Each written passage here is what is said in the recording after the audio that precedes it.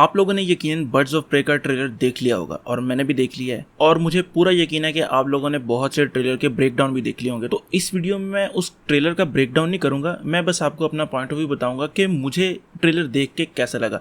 क्योंकि जो mostly channel जो ब्रेकडाउन कर रहे हैं, जो अपना पॉइंट ऑफ व्यू दे रहे हैं, वो हैं मार्वल के चैनल, क्योंकि लोगों को ज़्यादा पसंद है मार्वल। लेकिन मेरा चैनल जो है वो मोस्टली डीसी के कंटेंट पर बेस करता है और मैं भी बचपन से डीसी का बहुत बड़ा फ़ैन हूँ। तो सब नहीं, मगर कुछ लोग ज़रूर ये चाहेंगे कि डीसी पर्सन भी अपना पॉइंट ऑफ व्यू दे इस ट्रेलर के बारे में। तो आज इस वीडियो में मैं ये करने जा रहा हूँ।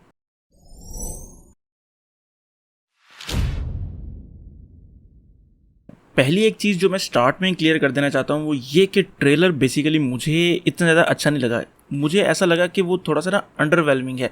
ऐसा नहीं लगा कि जैसे देख के उसको आपका दिल करता है ना कि यार मैं अभी जाके मूवी देखूँ या ये मूवी जल्दी से जल्दी है।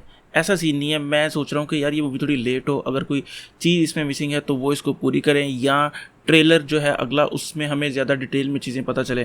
तो लेकिन अभी मज़ा नहीं आया देख के। ऐसा लगा कि बहुत सी चीज़ें मिसिंग है सिवाय हार्ली के और हंटर्स के। बाकी सब कुछ ऐसे लगा कि बिल्कुल फ्लैट चल रहा है। सबसे पहले मैं बात करूंगा कैसेंड्रा केन की। अगर आप कॉमिक्स की बात करें ना तो उसमें वो जो लड़की है वो हाईली ट्रेंड है, वो लोगों की बॉडी लैंग्वेज पढ़ सकती है और वो लेडी शिवा जो है उसकी बेटी है और उसने उसको अच्छा खासा ट्रेन किया है और उसके पेरेंट्स जो है वो असैसिन है। तो वो बड़ी अच्छी खासी स्किल्ड फाइटर है और वो आसानी से बॉडी लैंग्वेज पढ़ सकती है, यानी कि उसको पहली चीज़ ही ये सिखाई गई थी। लेकिन इस ट्रेलर से फील हुआ कि वो तो कोई वेली सी लड़की लग रही है, यानी कि वो खुद लोगों से डर डर के भाग रही है। तो मेरे ख्याल से वो एक बहुत अच्छा मौका था एक करेक्टर को ऊपर लाने का, एशियन को, लेकिन वो मिस कर दिया गया और उसको याद है डेडपुल में वो जो लड़का था उस तरह का उसको बना दिया गया है। और मेरे ख्याल से स्टोरी का आगाज़ भी जो है ना वो इसी से होगा कि ये जो है ब्लैक मास्क से कोई चीज़ चोरी करके भागेगी और फिर वो हार्ली से टकराएगी, फिर हार्ली उससे बचाएगी, हाइनाज मिलेंगे, फिर उसके बाद वो ग्रुप इकट्ठा करेगी और ब्लैक मास्क के खिलाफ जाके वो लड़ाई करेंगे। फिर एंड पे जो है ब्लैक मास्क को उसका मास्क मिलेगा। अच्छा, ब्लैक मास्क की बात आई है तो मैं उसको ही कर लेता हूँ। जो इवन मैकग्रेगर है ना वो बहुत अच्छा एक्टर है, इसमें तो कोई शक है ही नहीं। और मुझे इस मूवी का ट्रेलर और लीक्स वगैरह देखकर ऐसा ही फील हो रहा है कि ये मूवी जितनी हार्ली की है उतनी ही ब्लैक मास्क की ओरिजिनल स्टोरी है। इसके मूवी के एंड पर हमें पता लगेगा कि वो ब्लैक मास्क कैसे बना, यानी कि पूरी मूवी में उसे साइमन के नाम से ही जानेंगे, लेकिन यहाँ पर एंड पे जब आएंगे ना तब उसे मास्क मिलेगा और उसका मास्क उसके मुंह पे चिपक जाएगा, यानी कि मेल्ट हो जाएगा। और फिर इस मूवी का जो सीक्वल होगा, यानी कि जो गॉथम सिटी सायरन्स है ना, वो जो आप सुन रहे थे पहले नाम के, ये आएगा, लेकिन मेरे ख्याल से वो इसका सीक्वल होगा जिसमें ये पॉइजन आइवी वगैरह को भी इंट्रोड्यूस करवाएंगे। तो उसमें शायद ये ब्लैक मास्क के नाम से जाना जाए, अभी शायद इसे ब्लैक मास्क ना कहें वो। इन कैरेक्टर्स के अलावा जो बाकी कैरेक्टर्स हैं जैसे कि रेने मोंटोया, उसके अलावा ब्लैक कैनेरी, हंट्रेस और हार्ली क्विन। खैर हार्ली क्विन की तो अलग ही डोमेन है ना, वो तो अलग ही कैरेक्टर है, उसकी बात बाद में करते हैं। पहले इन 3-4 कैरेक्टर की बात कर लेते हैं। जो हंट्रेस का कैरेक्टर है वो लोगों को पसंद आ रहा है। वो लोगों को इसलिए पसंद नहीं आ रहा कि वो कॉमिक एक्यूरेट है, वो लोगों को इसलिए पसंद आ रहा है कि वो लड़की प्यारी है। और अगर आपने स्कॉट पिलग्रिम देखी है तो उसमें जो लड़की है ना, जो मेन कैरेक्टर है वो यही है। और उस मूवी के जितने जो कैरेक्टर्स हैं ना वो आजकल फेमस सुपर हीरो जो है कैरेक्टर्स को प्ले कर रहे हैं। तो आपने अगर स्कॉट पिलग्रिम वर्सेस वर्ल्ड नहीं ना देखी तो आप उस मूवी को लाजमी जाके देखें। वो भी कॉमिक बुक मूवी है और मेरे ख्याल से डीसी के अंडर ही आती है। अभी तक इस ट्रेलर में जो मुझे सबसे बुरा कैरेक्टर लगा है वो ब्लैक कैनेरी का कैरेक्टर लगा है।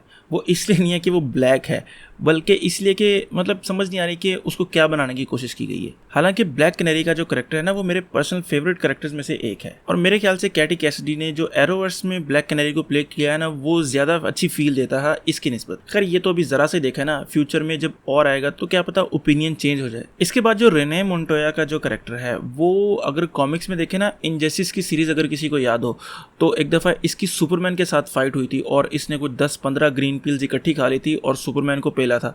तो ये कैरेक्टर्स बड़ा अच्छा और बैडएस किस्म का कैरेक्टर है, लेकिन यहाँ पर ऐसा फील नहीं हो रहा।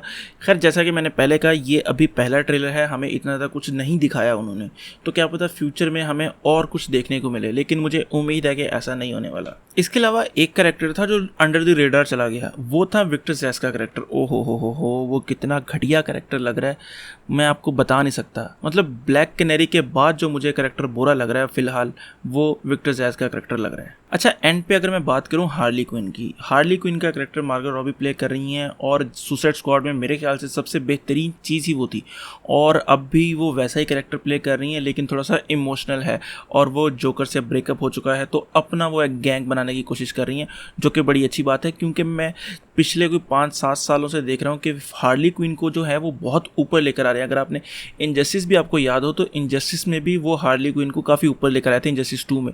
हालांकि जोकर उस कॉमिक में इतना ज़्यादा फेमस नहीं था, लेकिन हार्ली क्विन को अच्छा खासा उन्होंने टाइम दिया था उस कॉमिक में, तो बड़ा अच्छा करैक्टर है। और इसके हाइनास जो हमने बैटमैन एनिमेटेड सीरीज़ में देखे थे वो भी यहाँ पर हैं, लेकिन फ़िलहाल हमें सिर्फ एक ही देखने को मिला है, वरना उसके पास 2 होते थे। और सबसे ज़्यादा ट्रेलर में मज़ा तब आया जब इसने बोला मिस्टर जे, यानी वो बैटमैन जी एनिमेटेड सीरीज़ वाली जो है ना वाइब वो देती है, या फिर बैटमैन की आर्कम की जो गेम है ना उसकी वाइब देता है। खैर ओवरऑल अगर मैं बात करूँ ना तो ये ट्रेलर मुझे तो इतना ज़्यादा पर्सनली बहुत ज़्यादा पसंद नहीं आया। बस हाँ, कुछ चीज़ें हैं जो अच्छी लगी हैं और मुझे उम्मीद है कि अगर ये सेकंड ट्रेलर बनाएंगे तो इससे ज़्यादा बेहतर होगा। ट्रेलर बनना है तो वो मूवी से ही बनना है ना, तो मूवी अगर अच्छी होगी तो ट्रेलर भी अच्छे बनते जाएंगे। खैर ये ज़रूरी नहीं है वैसे, क्योंकि सुसाइड स्क्वाड के ट्रेलर बड़े अच्छे थे लेकिन मूवी अच्छी नहीं निकली, तो क्या पता ऐसा हो। बाकी मैं तो यही उम्मीद करूंगा कि मूवी अच्छी निकले और डीसी ऊपर जाए, लेकिन फिलहाल मुझे इतनी ज़्यादा कोई उम्मीद इस मूवी से नहीं लग रही। बाकी आप लोगों ने अगर ट्रेलर देखा है तो आप मुझे बताएं कि आपको ये ट्रेलर कैसा लगा और आप इन कैरेक्टर्स के बारे में क्या सोचते हैं, और आपको कौन सा बेहतरीन कैरेक्टर लगा और कौन सा सबसे बुरा कैरेक्टर लगा। और अगर आपको ये वीडियो पसंद आई है तो लाइक करें, कमेंट करें और सब्सक्राइब ज़रूर करें। तो खुश रहें, खुश रखें, अल्लाह हाफिज़।